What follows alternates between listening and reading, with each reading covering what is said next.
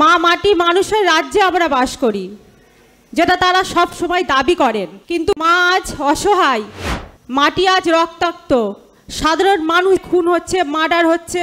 যে রাজ্যে মহিলাদেরকে নির্যাতন করা হয়, সাধারণ মানুষ বিচার পায় না। কামদুনি 10টা বছর একর থেকে ওকর ছুটে ছুটে তাদের পায়ের চটি ক্ষয়ে গেছে। আমাদের বিচারকে তারা কিনে নিয়েছে, কারণ যে সমস্ত মানুষরা, যে সমস্ত ধর্ষণকারীরা এই মেয়েটাকে খুন করেছিল, তারা ছিল শাসক দলের একটা নেতা। একটা লাঠিকে সহজে যে কেউ ভেঙে দিতে পারে। আমরা যদি সকলে একগুচ্ছ লাঠি হয়ে হটি, তাহলে এই শাসক দল, এই চোর সরকার কোনোদিনও আমাদের কণ্ঠকে রোধ করতে পারবে না। যে শাহজাহান আর জেলে আছে, শুধু এই শাহজাহান নয়, রাজ্যের বুকে আরো যে শাহজাহান আছে। আমরা দ্বিতীয় সন্দেশখালী এবং দ্বিতীয় কামদুনি হতে দেব না। সন্দেশখালীর যে মা বা আমার দিদি আছেন, তাকেও অনেক শুভেচ্ছা এবং অভিনন্দন তার লড়াইয়ের জন্য। এবং তার স্বামী হারানোর যে বেদনা বা যে যন্ত্রণা আছে, সেটা তো আমরা ভাগ করে নিতে পারবো না। তবুও তাকে তার লড়াইয়ের ময়দানে থাকতে বলবো। আমরাও তাদের পাশে অবশ্যই আছি, থাকব।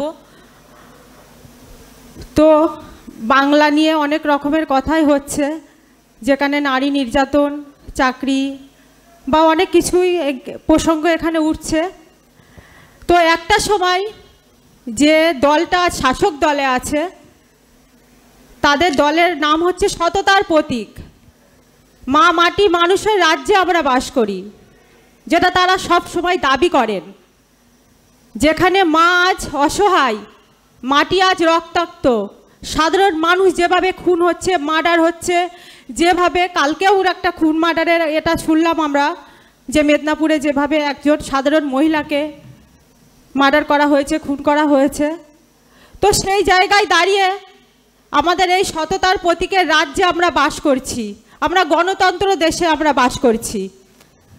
আমরা এই রাজ্যে কোনো রকম কোনো অন্যায় বিরুদ্ধেই রুখে দাঁড়ালে, অন্যায় বিরুদ্ধেই প্রতিবাদ করলে তাকে যে কোনোভাবে শাসাতে হবে, তার কণ্ঠকে রোধ করে দিতে হবে, তাকে মিথ্যা মামলায় ফাঁসানো হবে।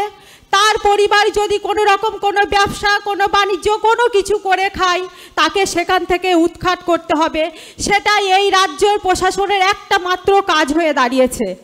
তো আমরা যারা সাধারণ মানুষ আছি, যারা অন্যায়ের বিরুদ্ধে এখনও আজ পর্যন্ত রুখে দাঁড়াচ্ছি, কথা বলছি, তাদেরও অনেক বাধা, অনেক বিপত্তির সম্মুখীন হতে হচ্ছে।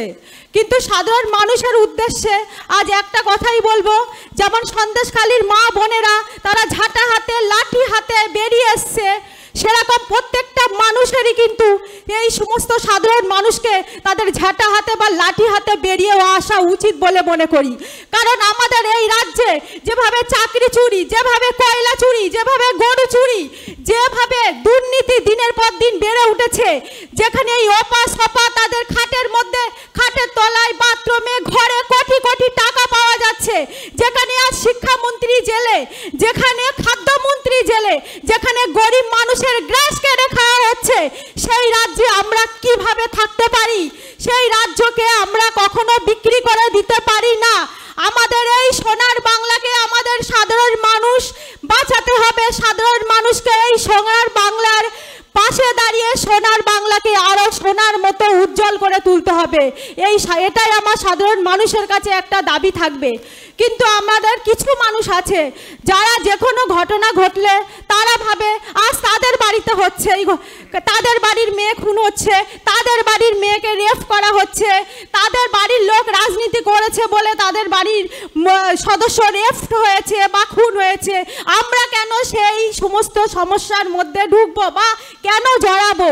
এরকম অনেক মানুষের কিন্তু এখনো পর্যন্ত মনের মধ্যে ভয় বা প্রশ্ন ওঠে। কিন্তু সেই মানুষগুলোর উদ্দেশ্যে বলবো, আপনারাও কিন্তু এরকম ঘটনার সম্মুখীন হতে পারেন। আপনার ঘরেও কিন্তু মা আছে, আপনার ঘরেও কিন্তু আপনার স্বামী বা ভাই, আপনার কোনো সদস্য ওই রাস্তার পাশে কিন্তু দোকান করে, একটা ফুচকার দোকান বা একটা চপের দোকান বা দিদির যে বক্তব্য ঝালমুড়ির দোকান, চাকরি না হলে যেগুলো করে খেতে হবে, হ্যাঁ তারা তো আজ সেগুলোই করে খাচ্ছে। তো সেই অন্যায়ের বিরুদ্ধে যারা কোনো রকমভাবে সেই গ্রামের মানুষগুলো প্রতিবাদ করছে, তাদেরকেও সেই দোকান ভেঙে দেওয়া হচ্ছে, তাদেরকে সেখান থেকে উচ্ছেদ করা হচ্ছে। তো সেই মানুষগুলোকে আমি বলবো, কেউ ভয় পাবেন না। আজ আমরা যেগুলো দেখছি সেগুলো কিন্তু সম্পূর্ণ একটা উল্টোভাবে ধরা হচ্ছে, যে আপনারা যত ভয় পাবেন এই শাসক দল আপনাদেরকে তত ভয় দেখাবে। তাই আপনারা সকলে এক গুচ্ছ লাঠি হয়ে উঠুন, দেখবেন একটা লাঠিকে সহজে যে কেউ ভেঙে দিতে পারে। আমরা যদি সকলে এক গুচ্ছ লাঠি হয়ে হটি, তাহলে এই শাসক দল, এই চোর সরকার কোনোদিনও আমাদের কণ্ঠকে রোধ করতে পারবে না।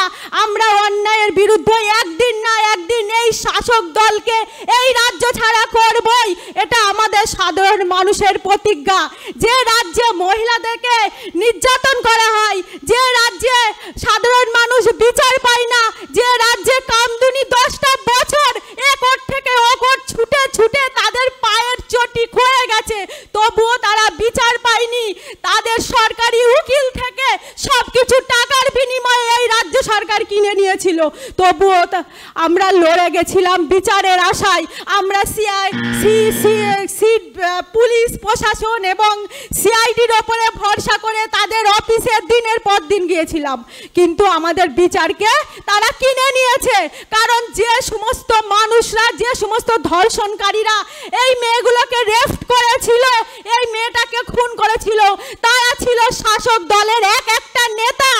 আজ আমরা বলতে বাধ্য হচ্ছি, তারা হচ্ছে এক একটা ভোট ব্যাংক।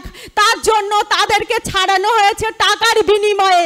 তাই প্রত্যেক সন্দেশখালীর মা বোনরা যারা এখনো রাজনৈতিক ঝান্ডা ধরেননি, যারা এখনো ঝাঁটা নিয়ে সামনে লাঠি নিয়ে আন্দোলন করছেন, তারা আপনাদের মতো আন্দোলন চালিয়ে যান। আপনাদের মান সম্মান আপনারাই একমাত্র ফিরিয়ে আনতে পারবেন। আপনাদের পাশে আমরা আছি, আমরা থাকবো। কারণ এই শাহজাহানের মতো শুধু সন্দেশখালী বলে নয়, এই শাহজাহানের মতো বিভিন্ন রাজ্যের কোনায় কোনায় এখনো পর্যন্ত আছে, যারা এখনো পর্যন্ত ভোট লুট করছে, এখনো পর্যন্ত খুন করছে, মার্ডার করছে, রেপ করছে। কারণ এগুলো মমতা ব্যানার্জি তার টাকার বিনিময়ে এই শাহজাহানের মতো মানুষকে কিনে রেখে দিয়েছে। তাই আমরা শুধু এই যে শাহজাহান আর জেলে আছে, শুধু এই শাহজাহান নয়, রাজ্যের বুকে আরও যে শাহজাহানগুলো আছে তাদেরকে রুখতে আমরা ওই রকম সমস্ত ঝাঁটা লাঠি হাতে বেরিয়ে আসব। আমরা দ্বিতীয় সন্দেশখালী এবং দ্বিতীয় কামদুনি হতে দেব না। যারা এইভাবে আমাদের রাজ্যটাকে শেষ করে দিয়েছে, রাজ্যটাকে বিক্রি করে দিয়েছে, তাদেরকেও আমরা আমাদের পাশে চাইব যে অন্যায় বিরুদ্ধে রুখে দাঁড়ান। কারণ অন্যায় যে করে সে যেমন দোষী, আর অন্যায়কে যারা প্রশ্রয় দেয় তারাও কিন্তু সমান দোষের দোষী। তার জন্য অন্যায়কে কোনো রকম ভাবে বিক্রি করা যাবে না। অন্যায়ের বিরুদ্ধে আমাদের প্রত্যেকেই সজাগ হতে হবে, সতর্ক হতে হবে, এবং রাজ্য সরকারের যে টোপগুলো দেয় চাকরি টাকার, সেটা থেকে একটু দূরে থাকতে হবে। কারণ এরা শুধু টাকাই চেনে, এরা শুধু চাকরিই চেনে, এরা কিভাবে চাকরিকে বিক্রি করতে হয় সেটাই জানে। মা বোনেদের সম্মান এরা কখনো রক্ষা করবে না। মা বোনেদের সম্মান মাটিতে আজ মিশিয়ে দিয়েছে এই বাংলার মমতা ব্যানার্জি। তাই আমরা এই বাংলাকে তাদের হাতে তুলে দিতে পারবো না।